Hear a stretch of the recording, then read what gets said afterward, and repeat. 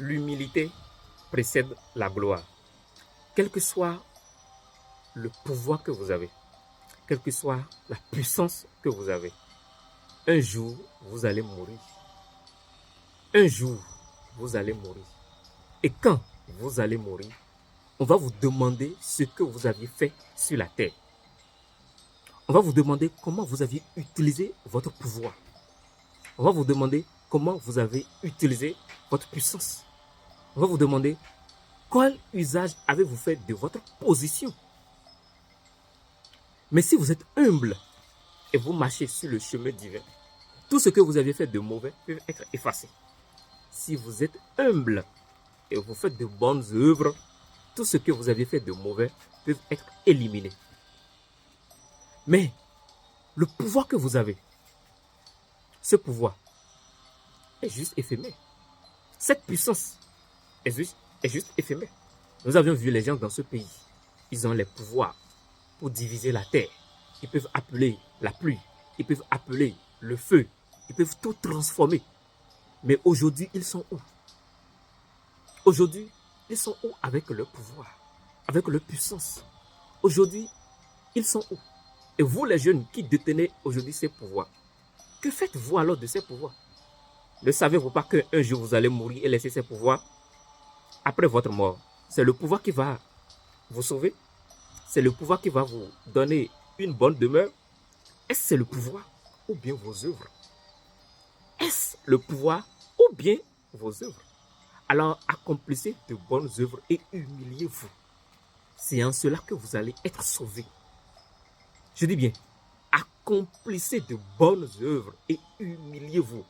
Les gens sont tellement arrogants dans leur puissance, dans leur pouvoir. Et eux, ils ne pensent pas qu'un jour, il y a un jour qu'on appelle un jour qu'ils vont rendre l'âme. Ils ne savent pas qu'il y a un jour qui existe. Et ce jour-là, ils vont déposer ce corps. Ce corps qui les donne de pouvoir. Ce corps qu'ils pensent que c'est un corps qui est éternel. Ce corps physique n'est pas éternel. Ce corps physique n'est pas éternel, c'est l'âme qui est éternelle. Alors, accomplissez de bonnes œuvres. Faites de bonnes choses. Et là, vous serez un bon homme. Vous serez un bon être. Vous serez un bon être. Vous serez une âme pure. Humiliez-vous. Que vos pouvoirs ne vous donnent pas l'arrogance. Que votre puissance, votre pouvoir, votre position, votre argent, votre richesse, maison, voiture, femme, enfant, que ces choses-là ne vous plongent pas dans les ténèbres. Les gens ont ces pouvoirs aujourd'hui, mais demandez-leur ce qu'ils font avec. Ils ont ces pouvoirs, mais ils ne sont pas à l'aise. Ils ont l'argent, ils ont la voiture, ils mangent ce qu'ils veulent, ils partent où ils veulent, ils traversent, ils font des voyages. Mais demandez-leur s'ils ont la paix du cœur. Demandez-leur si leurs enfants vont bien. Demandez-leur si leurs parents vont bien. Demandez-leur si leurs proches vont bien. Demandez-leur s'ils dorment bien. Demandez-leur, posez-leur la question. Certains ont des vaudous. Ils ont des vaudous tellement puissants. Oui, ils ont des vaudous tellement puissants. Ces vaudous qui détruisent. Ces vaudous qui protègent. Ces vaudous qui luttent contre la sorcellerie. Mais demandez-leur, est-ce qu'ils ont la paix du cœur? Ils ont des vaudous qui sont tellement puissants. Mais ils vont mourir. Et même leur propre vaudou va leur dire que toi là, je ne te connais pas. Le vaudou sur qui il compte là, quand ils vont mourir là, le vaudou devant l'être suprême, le vaudou va dire que toi là, je ne te connais pas.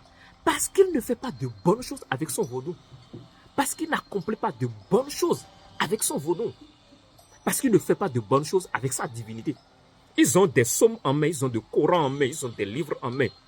Ils récitent des sutras, ils récitent des mantras. Mais leur cœur, c'est un cœur rempli de haine. Ils ne savent pas pardonner. Quel amour, quel conseil. Humilie-toi. Sois humble et l'univers t'aidera. C'est votre instructeur Graciano Fia. À la prochaine.